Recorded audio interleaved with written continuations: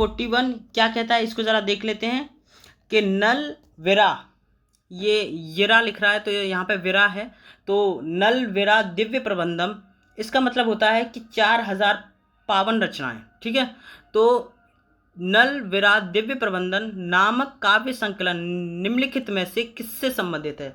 तो नैनार से, शैव से, वैष्णव से, अलवार से। तो मैं आपको बता दूं इसका जो राइट आंसर है वो होगा ऑप्शन नंबर डी, ये अलवार से संबंधित है। और इसके बारे में थोड़ा सा मैं आपको जानकारी दे दूं, तो इसके बारे में कहते हैं कि 10वीं शताब्दी तक आते आते जो 12 अलवार संत थे उन्होंने अपनी जो रचनाएं उनका एक संकलन कर लिया था, और उस संकलन को कहते हैं नल विरा दिव्य प्रबंधन। क्या बोलते हैं? नल विरा दिव्य प्रबंधन। ये किससे संबंधित है? अलवार से।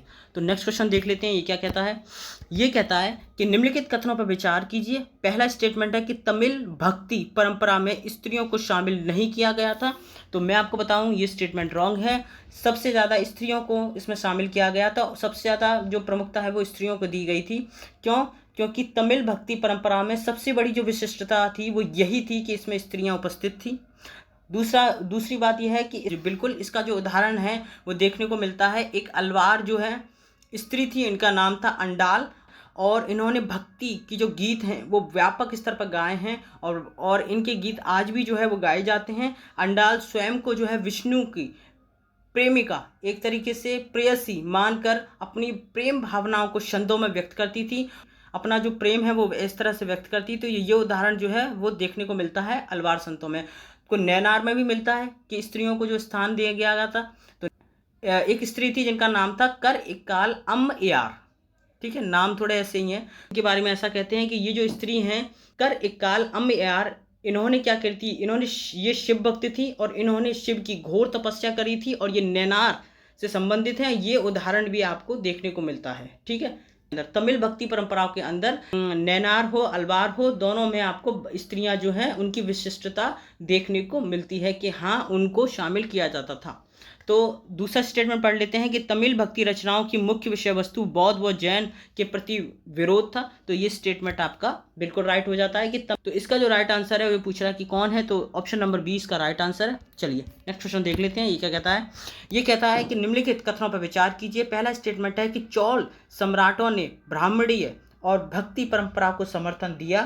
तो ये स्टेटमेंट आपका राइट हो जाता है, क्योंकि जो चोल थे उन्होंने 9वीं से लेकर 13वीं शताब्दी तक इन्होंने ब्राह्मण और भक्ति परंपराओं का समर्थन किया, और इन्होंने विष्णु और शिव के मंदिरों का निर्माण के लिए भूमि अनुदान में दी थी। मतलब इन्होंने भूमि जो है वो दान दी थी। किसके लिए? शिव मंदिर बनाने के लिए, विष्णु मंदिर बनाने के लिए इन्होंने जो है भूमि जो है इनको ब्राह्मणों को दान दी थी। चलिए ये स्टेटमेंट आपका राइट हो जाता है। दूसरा पढ़ लेते हैं कि चिदम्बरम तंजावुर और गंगेकोड चोलपुरम के विशाल शिव मंदिर चालुक्य सम्राटों की मदद से निर्मित हुए हैं। ये स्टेटमेंट बिल्कुल रॉन्ग है। क्यों? क्योंकि चिदम्बरम तंजावुर और गंगेकोड चोलपुरम के विशाल शिव मंदिर का जो निर्माण है वो चालुक्यों ने नहीं बल्कि चोल सम्राटों की मदद से हुआ है, इसलिए ये स्टेटमेंट पूरी तरीके से रॉन्ग हो गया। तीसरा स्टेटमेंट पढ़ लेते हैं कि पल्लव सम्राट परांतक प्रथम ने संत कवि अपार समंदर और सुंदरार की धातु प्रतिमा एक शिव मंदिर में स्थापित कराई हैं। तो मैं आपको बता दूं ये स्टेटमेंट आपका रॉन्ग है, क्योंकि वो पल्लव सम्राट परांतक प्रथम नहीं थे बल्कि वो चोल सम्राट थे जिन्होंने ऐसा किया था। और चोल सम्राट परांतक प्रथम ने ऐसा किया था कि उन्होंने संत कवि अपार समंदर और सुददार की जो धातु प्रतिमाएं थी वो एक शिव के मंदिर में स्थापित करवाई थी। तो इसमें पूछ रहा है कि उपरोक्त कथनों में से कौन सा असत्य कथन है। तो मैं आपको बता दूं 2 और 3 जो है वो क्या है, असत्य हैं। चलिए अब देख लेते हैं ये क्या कहते हैं। लिंगायतन संप्रदाय के संदर्भ में निम्नलिखित में से कौन सा असत्य कथन है। तो ये पूछ रहा है कि इसमें से असत्य बताइए। तो पहला स्टेटमेंट है लिंगायतन वासवन्ना के अनुयायी थे, ये स्टेटमेंट राइट है। दूसरा है श्राद्ध संस्कार का पालन नहीं करते थे, ये स्टेटमेंट आपका राइट है। और तीसरा है पुनर्जन्म में विश्वास करते थे, तो ये स्टेटमेंट आपका रॉन्ग है, क्योंकि लिंगायतन संप्रदाय के जो लोग हैं वो पुनर्जन्म में विश्वास नहीं करते, और वो कहते हैं कि जब एक बार व्यक्ति मर जाता है तो वो शिव में लीन हो जाता है और इस संसार में पुनः लौट कर नहीं आता। तो ये स्टेटमेंट आपका क्या हो गया, रॉन्ग हो गया। और चौथा स्टेटमेंट है कि विधवा पुनर्विवाह को मान्यता दी थी। तो जी हाँ, उन्होंने विधवाओं के पुनर्विवाह को क्या कहती, उन्होंने मान्यता दी थी। तो ये स्टेटमेंट आपका राइट हो गया। ये पूछ रहा है इसमें से असत्य कथन है, तो आपका जो तीसरा वाला है वो रॉन्ग स्टेटमेंट है। ठीक है, चलिए नेक्स्ट क्वेश्चन देख लेते हैं। ये क्या कहता है, ये कहता है कि निम्नलिखित युग्म पर विचार कीजिए। तो एक तरफ सूफी संत का नाम दे रखा है और दूसरी तरफ दे रखा है स्थान जिस जगह इनकी दरगाह है। तो वो क्वेश्चन में ये पूछा जा रहा है कि उपरोक्त युग्म में से कितने युग्म सही सुन हैं। आपको बताना है कि किसकी दरगाह कहाँ है। तो पहला स्टेटमेंट पढ़ लेते हैं। शेख मुहिउद्दीन चिश्ती की जो दरगाह है वो अजमेर में है। तो आपको पता है अजमेर जो है वो राजस्थान में है। तो ये जो स्टेटमेंट है ये आपका राइट है, क्योंकि शेख मुहिउद्दीन चिश्ती की जो दरगाह है वो अजमेर में है। और दूसरा स्टेटमेंट पढ़ लेते हैं। ख्वाजा कुतुबुद्दीन बख्तियार काकी की जो दरगाह है वो दिल्ली में है। तो ये स्टेटमेंट भी आपका राइट है। तीसरा स्टेटमेंट पढ़ लेते हैं कि शेख निजामुद्दीन औलिया की जो दरगाह है वो पाकिस्तान में है। तो मैं आपको बता दूं शेख निजामुद्दीन औलिया की जो दरगाह है वो पाकिस्तान में नहीं है, वो दिल्ली में है। तो ये स्टेटमेंट आपका रॉन्ग हो जाता है। और शेख नसरुद्दीन चिराग ए दहली की जो दरगाह है वो दिल्ली में है। तो ये स्टेटमेंट आपका राइट हो जाता है, उनकी दरगाह दिल्ली में है। उपरोक्त कथनों में से कितने युग्म जो है वो सही सुमेलित हैं आपको बताना है। तो मैं आपको बता दूं पहला, दूसरा, चौथा इसमें सही है और तीसरा गलत है। केवल इसमें 3 युग्म सही हैं। तो इसका जो राइट आंसर है वो होगा ऑप्शन नंबर सी।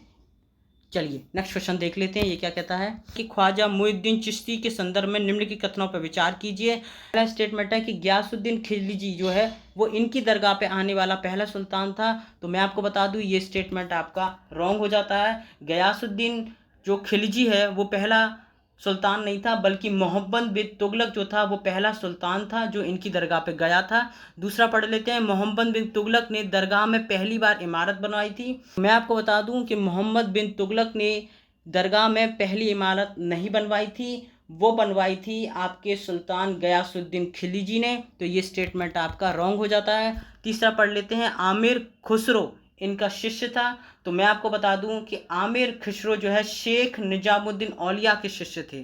तो ये स्टेटमेंट भी आपका क्या हो जाता है, रॉन्ग हो जाता है। तो उपरोक्त कथनों में से असत्य कथन है। तो मैं आपको बता दूं पहला, दूसरा, तीसरा तीनों ही असत्य हैं, इसमें कोई सत्य नहीं है। तो इसका जो राइट आंसर है वो होगा ऑप्शन नंबर डी। चलिए नेक्स्ट क्वेश्चन देख लेते हैं। ये क्या कहता है, ये कहता है कि कबीर के संदर्भ में निम्नलिखित कथनों पर विचार कीजिए। तो पहला स्टेटमेंट है कबीर बीजक को वाराणसी और उत्तर प्रदेश के स्थानों में संरक्षित किया गया है। तो ये स्टेटमेंट आपका राइट है। और दूसरा, कबीर ग्रंथावली का संबंध राजस्थान के दादू पंथियों से है। तो ये स्टेटमेंट भी आपका राइट है। तीसरा स्टेटमेंट है कि कबीर के पदों को गुरु गोविंद सिंह ने आदि ग्रंथ साहिब में संकलित किया है। मैं आपको बता दूं ये स्टेटमेंट आपका रॉन्ग है, क्योंकि कबीर के पदों को गुरु अर्जुन देव ने आदि ग्रंथ साहिब में संकलित किया है, ना कि गुरु गोविंद सिंह ने। तो ये स्टेटमेंट आपका क्या हो जाता है, रॉन्ग हो जाता है। इसमें जो राइट स्टेटमेंट है वो है पहला और दूसरा। तो इसका राइट आंसर हो गया ऑप्शन नंबर ए। चलिए नेक्स्ट क्वेश्चन देख लेते हैं। Question number 48। ये क्या कहता है, सिख गुरुओं से संबंधित निम्नलिखित कथनों पर विचार कीजिए। पहला स्टेटमेंट है कि गुरु अर्जुन देव ने आदि ग्रंथ साहिब का संकलन किया, ये आपका राइट स्टेटमेंट है।